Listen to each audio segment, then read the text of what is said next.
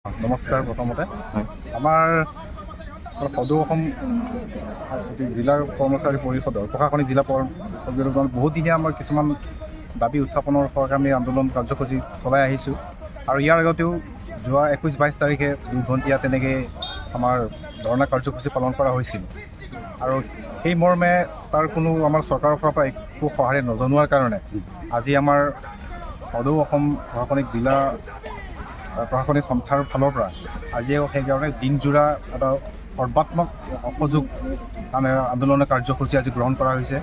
আমাৰ কিছুমান দাবীসমূহ আছে, তাৰমানে জিলা আয়ুক্ত কাৰ্যালয়ৰ কৰ্মচাৰীক সুকীয়া দৰমহা গাঁথনি প্ৰদান কৰা, জিলা আয়ুক্ত কাৰ্যালয়ৰ অধীক্ষক আৰু গাণনিকৰ পদ সৃষ্টি কৰা, তাৰপিছত জাৰিকাৰক প্ৰচেছাৰ আৰু আমাৰ ইণ্টাৰপ্ৰেটাৰ যিবিলাক পোষ্ট আছে তেওঁলোকক অতিৰিক্ত তাৰমানে 3% দৰমহা প্ৰদান কৰা আৰু তাৰপাছত আমাৰ যিখিনি বৰ্তমান প্ৰচলিত হৈ থকা NPS নিউ পেঞ্চন ছিষ্টেমৰ হেৰি নাকচ কৰি আমাক তাৰমানে অল্ড পেঞ্চন ছিষ্টেম যিটো হয় সেইটো আকৌ পুনৰ প্ৰচলন কৰিব লাগে।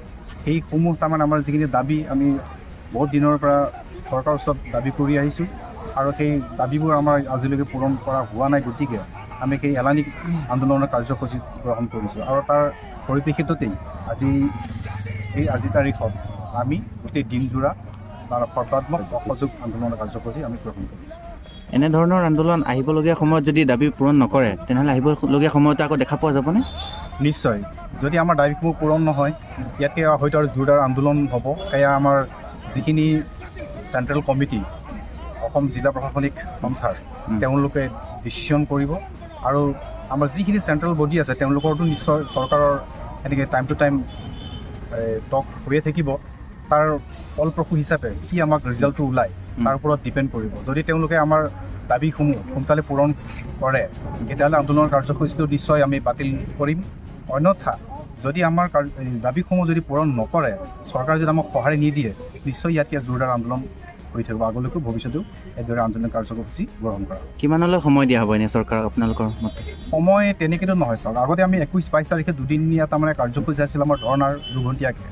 তেতিয়াও আমি কৈছিলোঁ যদি আমাৰ যিটো 2 ঘণ্টীয়া ধৰ্ণাৰ কাৰ্যসূচীত যদি চৰকাৰে সঁহাৰি কোনো নজনায় তেতিয়া 29 তাৰিখে আমি আকৌ তাৰমানে সৰ্বাত্মক অসহযোগ আন্দোলন দিনজোৰা কাৰ্যসূচীৰে পালন কৰিম। সেই মৰ্মে আজি কৰিছোঁ।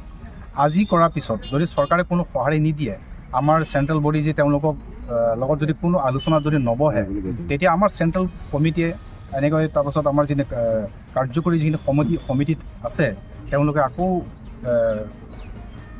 সভা সমিতিত আয়োজন কৰি তাত ডিচিশ্যন লোৱা হ'ব যে আমাৰ পৰৱৰ্তী কাৰ্যসূচী আমি কেনেধৰণে আগুৱাই যাম আৰু সেই মৰ্মে আমিও তেনেকৈ কাৰ্যসূচীবোৰ ফ'ল' কৰি যাম। ইয়াত আজি ক'ৰ পৰা আৰু কিমান আহি গোট খাইছে আপোনালোকৰ? আজি আমাৰ ইয়াত কাৰ্বি আংলং জিলা প্ৰশাসন খণ্ড আমাৰ ডিফু DC অফিচৰে আছে।